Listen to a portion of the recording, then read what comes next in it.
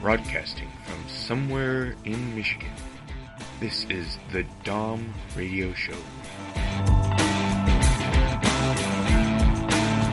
And now, introducing Dominic.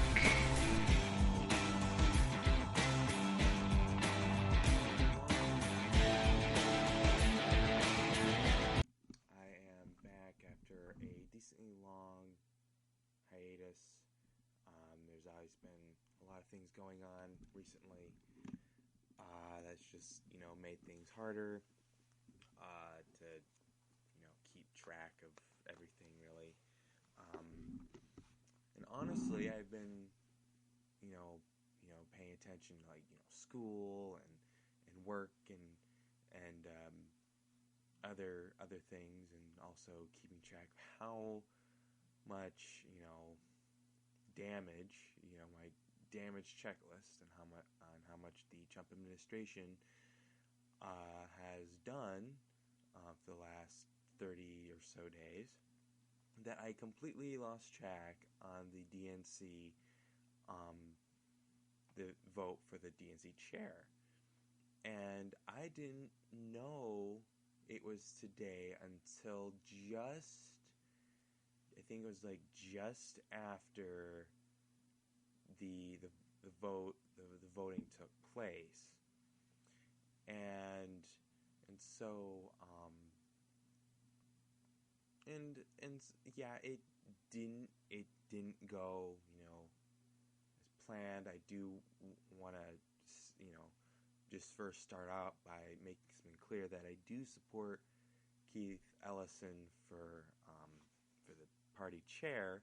Obviously, that's not necessarily that's not necessarily what happened. We got instead Tom Perez. Now, I personally don't know much about either. I haven't done a whole lot of research about either of them, but I knew many people who supported Keith Ellison, many good reasons to support Keith Ellison, and so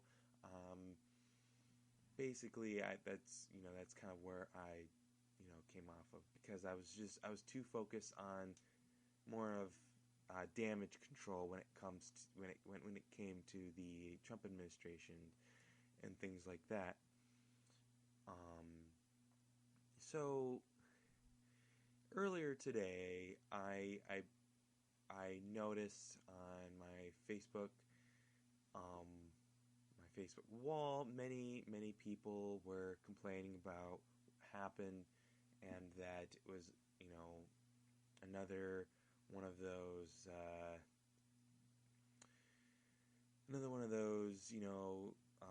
corporate establishment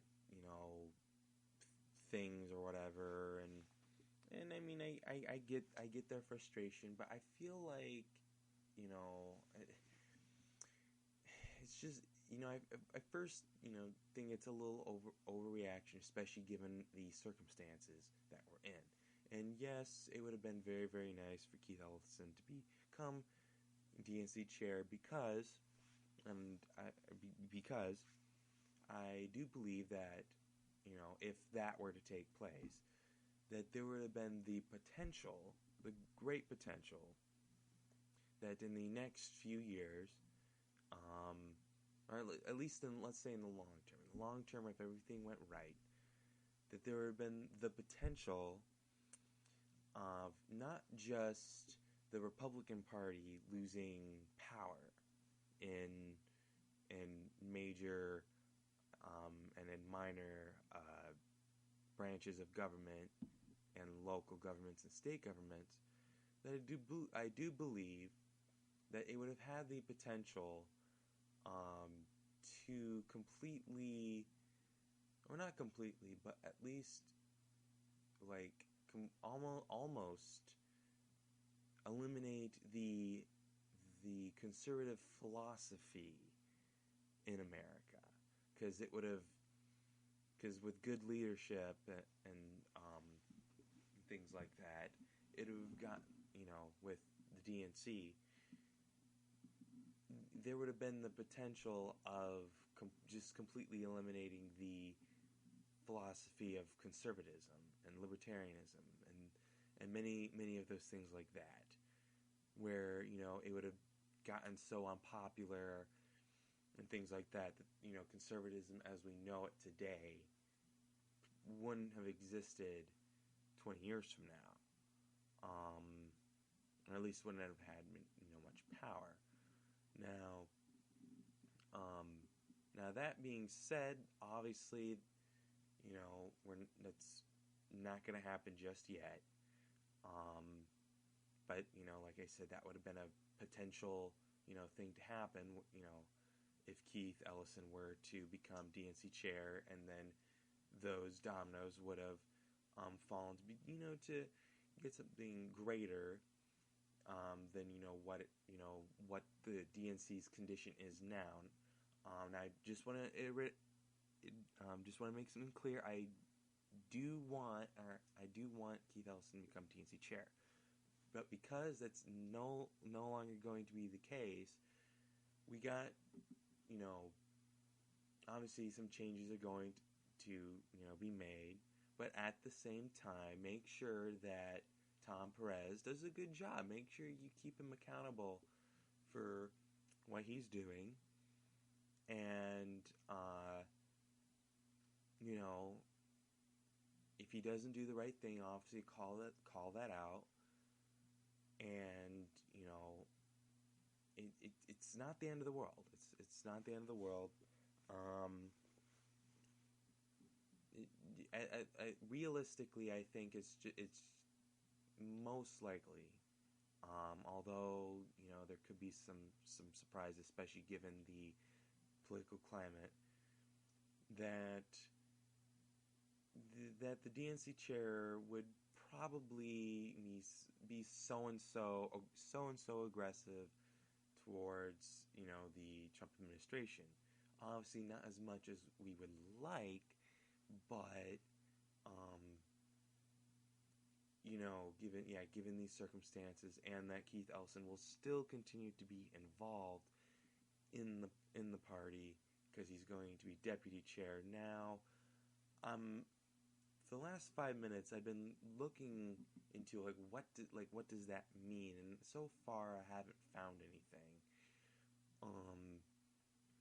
Obviously, I will still continue to look and just see what does that mean? What does that mean now? But I almost lost my train of thought there. But given the circumstances, obviously I didn't want that to happen. Where Tom Perez became DNC chair, but it was done fair and square.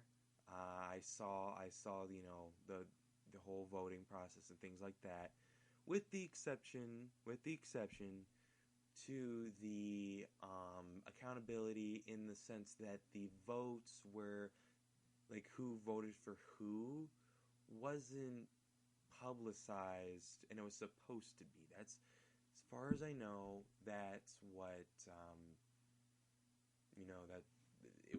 that was what was supposed to happen, and it didn't.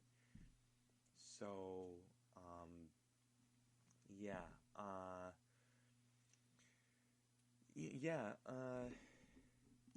I didn't get a whole lot of love on Facebook recently when it came to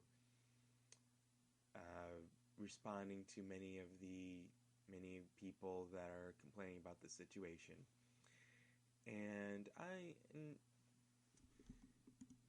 the main reason why I said that, here come the angry progressives again, and yada yada yada, was just from previous experience, and that, given the political climate, I'm in a political stressful situation.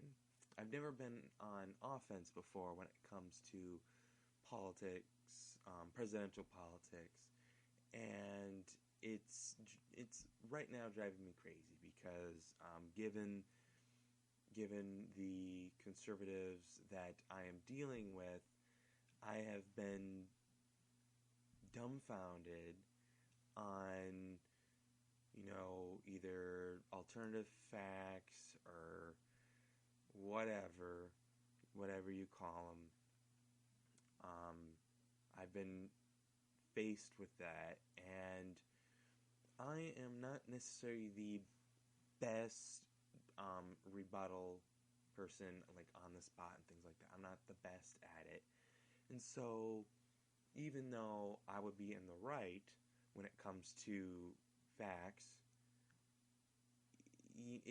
the opponent, would put it in such a way where it would, I would just have a hard time. And these are the people I've been dealing with for the last few weeks. And so I've never necessarily had time to focus on learning what's going on in the Democratic Party. It's kind of like I would go out like on a mission trip, but for like a very long time, and have absolutely no direct contact with the headquartered church back in the United States. And then I come back and like all this stuff is different.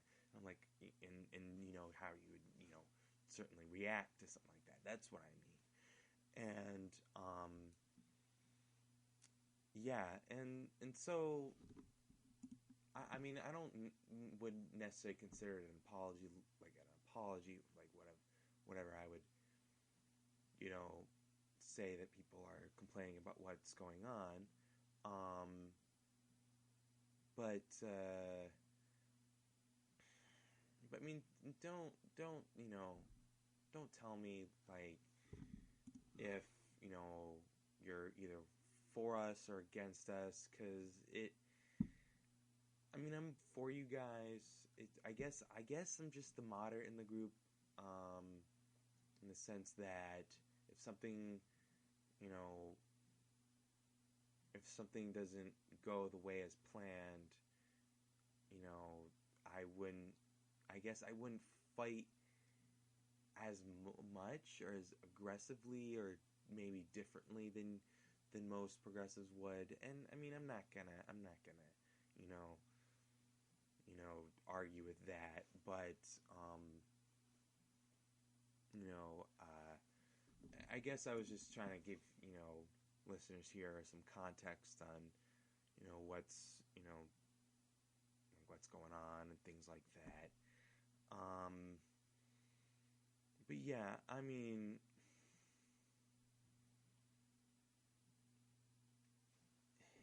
if you guys have any questions regarding this situation, put them in the chat window below. I'm gonna take a small few-minute break, and I will be right back.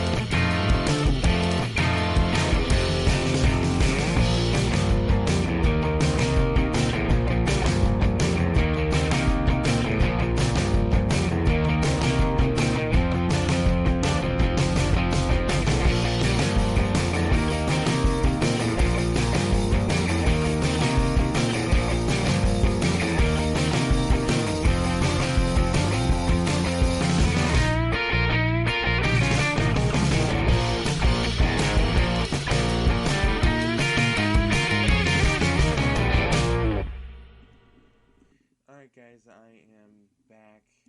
Just wanted to double check on a few things, but um, anyway, so on my last episode, which was on the 7th, so yeah, I obviously took a few weeks off of this.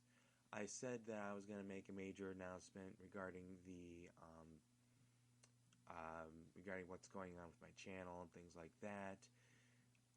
So I'll have to tell you guys that I am joining the United States Air Force.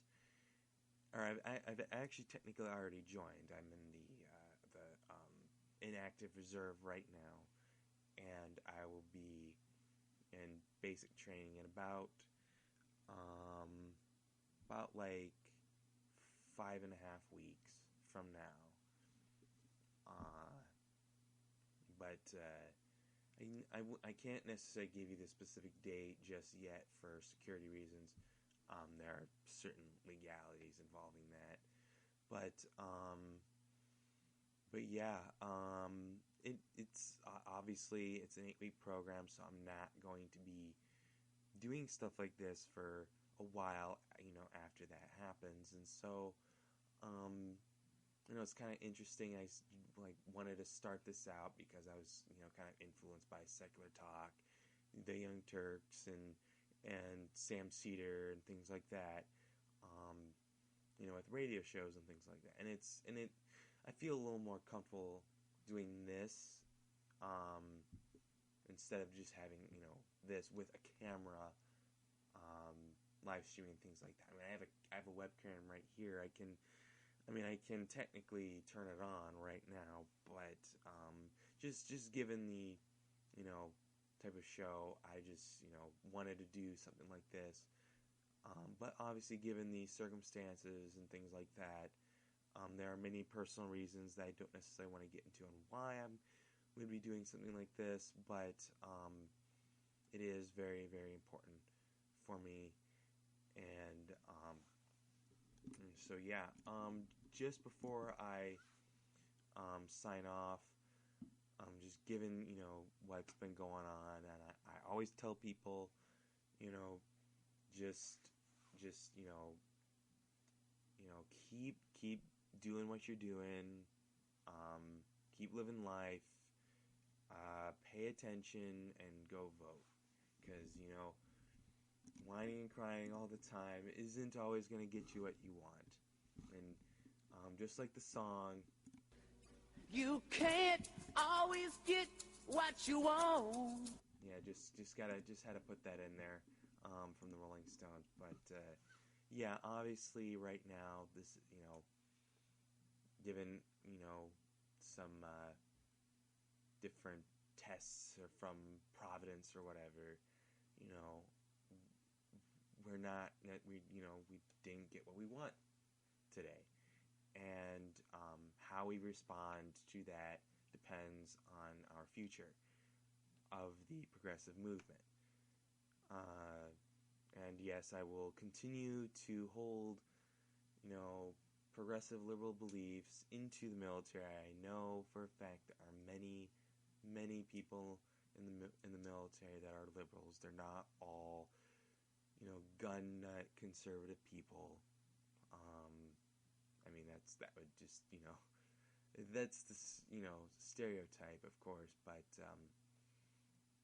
yeah, don't want to go on too long. It's getting late. Got to do something early tomorrow. But yeah, I will try to do something next week for you guys involving whatever's going on. And with that, I will see you guys next week.